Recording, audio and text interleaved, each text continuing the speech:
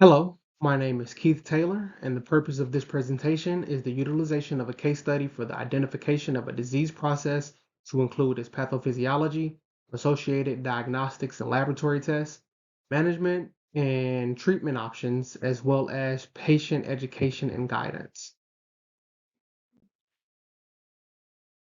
The patient in this case will be Mr. X. And Mr. X is a pleasant 70-year-old African American male with a previous medical history of hypertension. He is also a former smoker, having quit 30 years ago.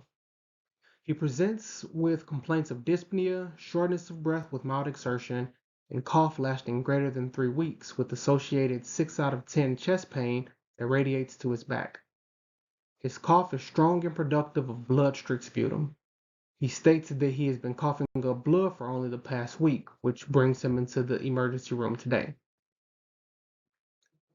Mr. X's chief complaint brings multiple diagnoses to mind that must be ruled out, and the first two diagnoses that one may investigate could be COVID-19 and tuberculosis. These two illnesses share some common signs and symptoms, and they are also communicable. You don't want to get anyone else sick. Next, we can look at pulmonary embolism as well as pneumonia, followed by lung cancer, COPD, and bronchitis. Luckily, most of these diseases can be ruled out utilizing the same diagnostic processes. Initial laboratory and diagnostic tests for Mr. X should include a COVID test, complete blood cell count, and D-dimer, in addition to a chest X-ray. A COVID test would allow for the identification of the COVID-19 virus, while the blood work would allow us to rule out pulmonary embolism via D-dimer, as well as check his white blood cell count and hemoglobin. The white blood cell count is a step towards identifying any infection, while the hemoglobin allows us to identify any anemia that may have been caused from the blood loss. The chest X-ray will provide a visual of Mr. X's lungs, allowing for identification or rule out of tuberculosis, pneumonia, or lung cancer. In this case, significant initial results for Mr. X include a negative COVID-19 test, low white blood cell count of 2.7, normal D-dimer of 487, and a chest X-ray revealing a 3 centimeter nodule visible in the left lung with associated atelectasis. The first set of tests completed for Mr. X are pointing to lung cancer. However, to confirm diagnosis, there are all multiple secondary diagnostic tests that need to be completed. A CT scan of the chest provides a better image of the lung for Mr. X, allowing us to identify precise size and location of the nodule. And following the CT scan, cytology and histopathology laboratory tests are necessary, and this allows us to determine the specifics of the nodule, most importantly, whether it's benign or whether it's malignant.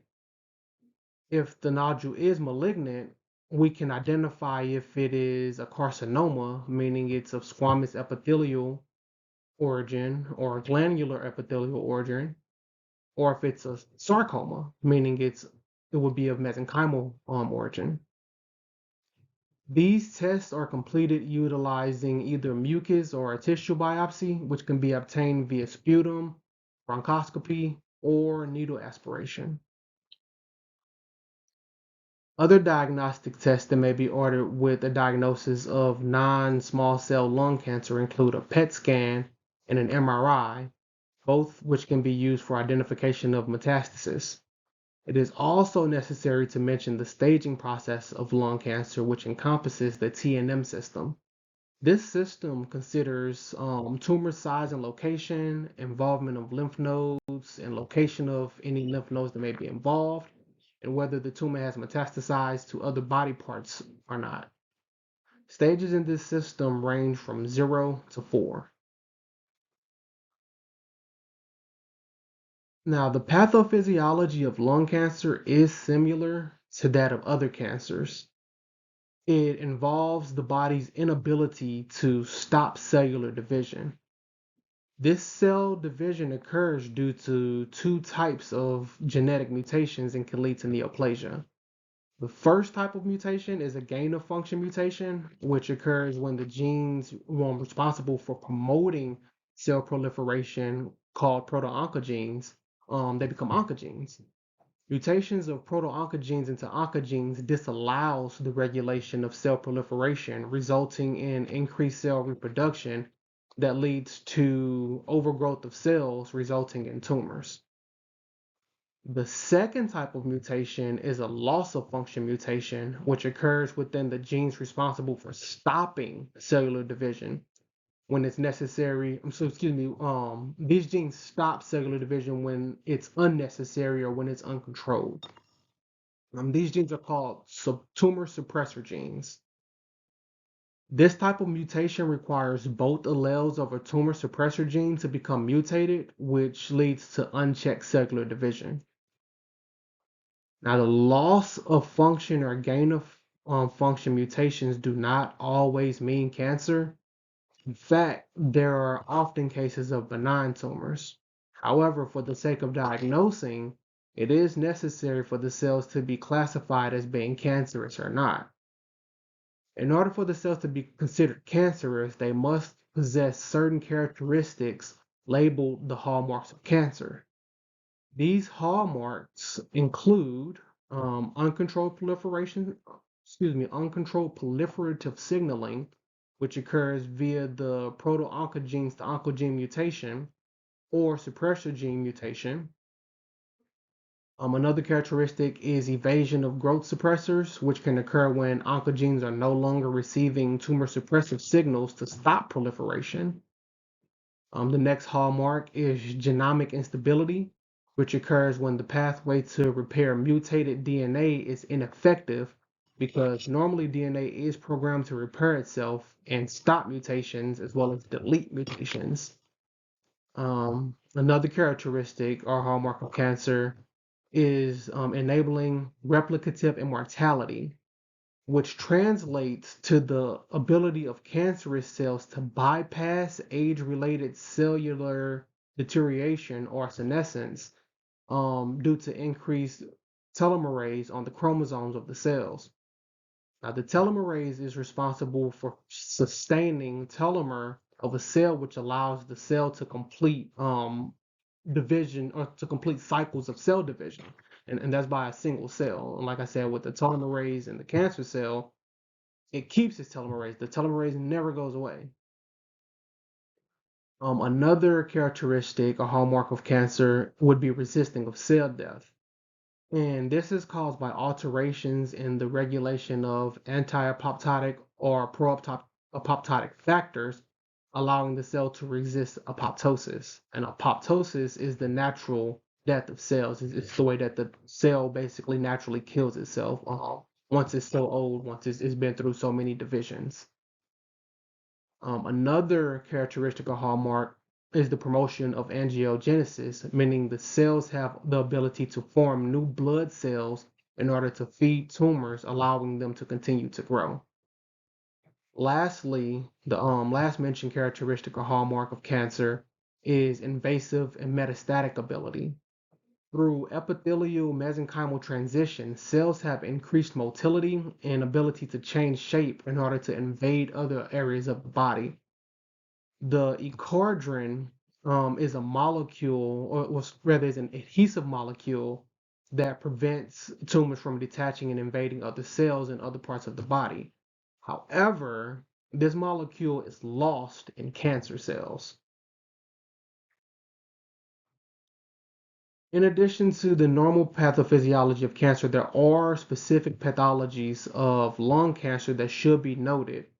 For instance, gene mutations specifically relating to lung cancer include the oncogenes EGRF, ALK, ROS1, KRAS, VRAF, BRAF, MET, and HER2, which HER2 is also pretty common in breast cancer. Some tumor suppressor genes directly related to lung cancer include TP53, NFIB, Notch1, Notch2, NKX2-1, NFE2L2, STK11, TGFB, TUSC3, WT1, MALAT1, MER125B, and MER378. The last two being variations of messenger RNA. Now that's not to say that these genes aren't involved in other cancers. As I stated, the HERS2 oncogene is involved in breast cancer, but they are specifically involved in lung cancer. Another note is the fact that when lung cancer metastasizes, the tumors are usually found either in the other lung. So in the case of Mr. X, they could metastasize to the right lung. They can be found in the adrenal glands, in the bones, in the brains, as well as the liver. Cause of mutations related to lung cancer include a history of smoking or exposure to secondhand smoke, which could be the case for Mr. X. Also, environmental and occupational exposures, which can include exposure to radon, asbestos, arsenic, or inhaled chemicals. And although lung cancer is usually diagnosed from sporadic mutation, hereditary mutations do exist that may increase the risk of the disease.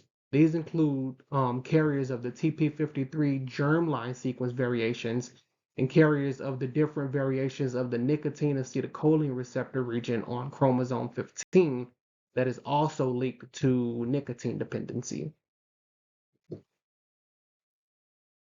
While the pathophysiology of lung cancer across the lifespan remains the same, there are some considerations to take into account regarding pediatric and geriatric patients. In pediatric lung cancer, in pediatric patients, lung cancer as a primary source is very rare, only accounting for about 0.2% of all cases. And the signs and symptoms of the adolescents are often very similar to those seen in adults. However, due to its rarity, lung cancer is often overlooked and usually presents as stage 4 metastatic disease in about 50% of all youth diagnoses. As far as gerontological, one must understand the pathologies that can be involved with aged cells. Elderly individuals may have more exposures to carcinogens over time, alongside decreased host resistance and increased cancer promotion within the elderly. This combination leads to higher incidence and rates of lung cancer with elderly patients. In fact, the median age for initial lung cancer diagnosis is 70 years old, with 65% of all initial diagnosis occurring after the age of 60. Individuals who are 39 years or younger usually only have about a 0.03% overall likelihood of being diagnosed with lung cancer. Management and treatment of non-small cell lung cancer is dependent on the stage of initial diagnosis. This is largely due to the fact that a lot of treatments for cancer can be just as harmful to good cells as they are to cancer cells. So a risk-reward analysis is necessary to determine the best option. Also, due to variables present at different stages of lung cancer, certain treatments may be ineffective to removing all cancer, and sometimes multiple modalities are necessary.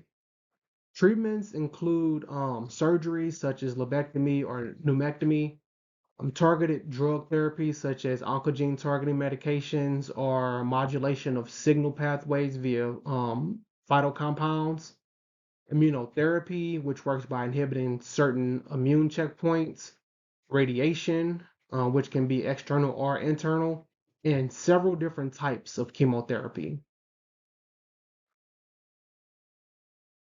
Other management and treatments to be considered are palliative and hospice. These considerations must be taken into account. In addition, although there aren't any non-pharmacological treatments that have been identified to treat cancer itself or treat cancer specifically, however, there are treatments that will help with the cancer-related fatigue that comes along with the disease, as well as overall psychological effect, which is altered with diagnosis. And these can include things such as yoga, acupuncture, tai chi, or meditation.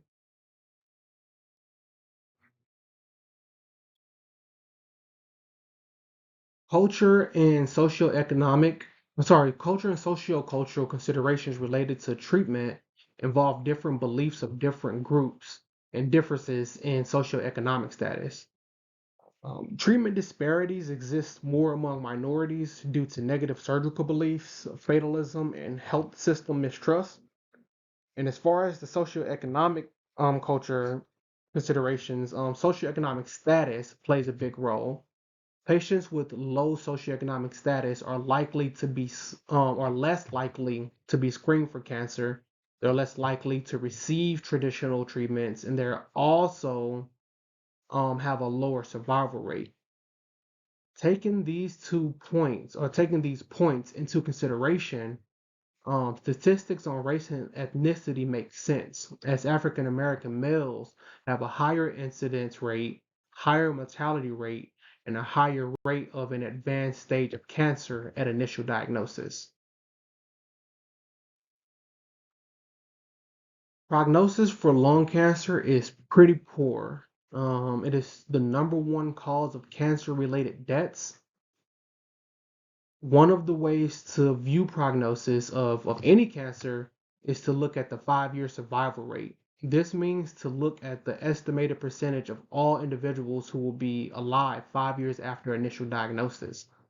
For non-small cell lung cancer, stage 1 and 2, the rate is 63%, stage 3 is 35%, and stage 4 is 70%.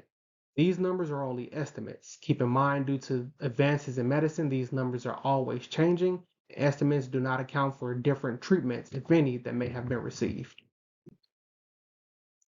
Some teaching and guidelines that can be provided to Mr. X include establishment as a new patient with an oncologist, information regarding available treatments, side effects of possible treatments, setting up of advanced directives, reviewing his rights as a patient, establishing an understanding of palliative and hospice care and when they are used, and lastly, providing information on counseling and spiritual support when necessary. I do thank you for your time and thank you for reviewing this presentation. That is all. You have a great day.